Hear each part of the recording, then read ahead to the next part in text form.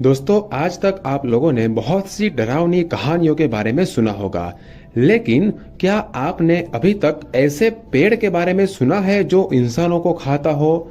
अगर नहीं, तो आज मैं आपको ऐसे खतरनाक पेड़ों के बारे में बताऊंगा जो इंसानों को खाते हैं। तो चलिए जानते हैं ऐसे ही खतरनाक पेड़ों के बारे में।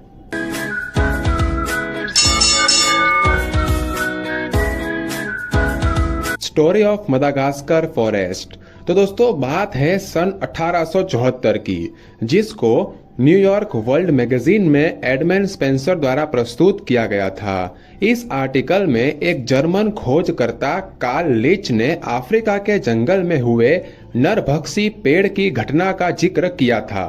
उन्होंने लिखा था कि एक बार मैं अफ्रीका के जंगल में सफर कर रहा था, तभी मैंने वहां के जंगली आदिवासियों की कुछ हलचल सुनी। जब मैं उस तरफ गया तो मैंने देखा कि वहां एक अजीब तरह का पेड़ मौजूद था और इस पेड़ की पत्तियों के साथ एक सांप के आकार वाली बेल फैली हुई थी जो सांप की तरह हलचल कर रही थी। वहीं पर जंगली कबीले के लोग एक औरत को भाले की नोक से जबरदस्ती पेड़ के ऊपर उसके मुख में धकेल रहे थे और देखते ही देखते उस पेड़ की बेल ने उस औरत को जकड़कर निगल लिया। यह सब देखकर मैं वहां से भाग गया और कुछ दिनों बाद में जब वापस उस जगह पर आया तो मैंने देखा कि वहां पर उस औरत की हड्डियां उस पेड़ की चारों तरफ फैली हुई थी, मानो कि जैसे इस पेड़ ने ही इस औरत को जिंदा निगल लिया हो। इस आर्टिकल के पब्लिश होने के बाद कई सारे शोधकर्ता मेदागास्कर जंगल की ओर निकल पड़े, लेकिन उनको मेदागास्कर के घने जंगल में ऐसा कोई भी पेड़ नहीं मिल पाया।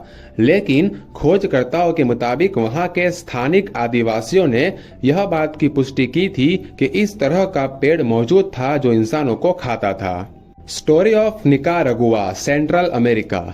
ये घटना है अक्टूबर 1891 की। तो रिव्यू ऑफ रिव्यूज के संपादक विलियम थॉमस ने अपनी पत्रिका लुसिफर में एक आर्टिकल प्रकाशित किया था जिसमें निकारागुआ में एक नरभक्षी पौधे का वर्णन किया गया था। इस पौधे को वहां के निवासी डेविल्स स्नेर यानी कि फांसी का फंदा कहकर पुकारते थे।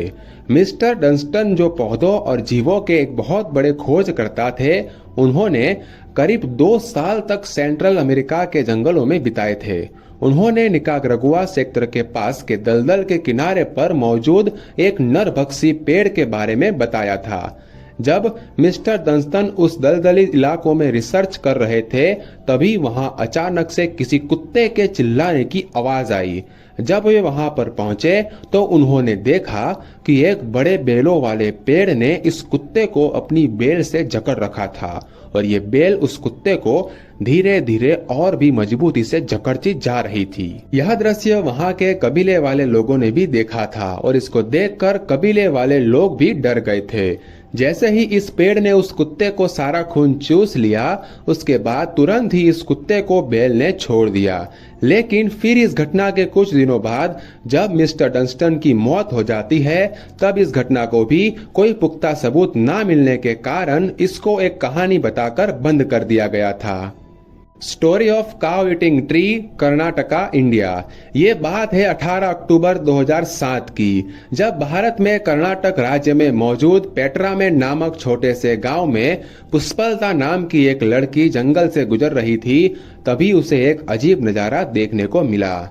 उसने देखा कि वहां पर मौजूद एक पेड़ एक गाय को पीछे की टांगों से उठाने की कोशिश कर रहा था। उस पेड़ की शाखाएं गाय के पैरों को जकड़कर ऊपर की ओर खींचने की कोशिश कर रही थी।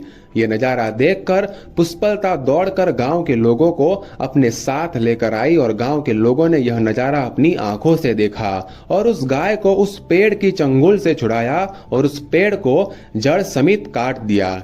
इस घटना के बाद पता चला कि जब उनकी गाय जंगल में जाती थी तो उनकी कुछ गायों की पूंछ नहीं होती थी और कुछ की पीठ पर निशान होते थे।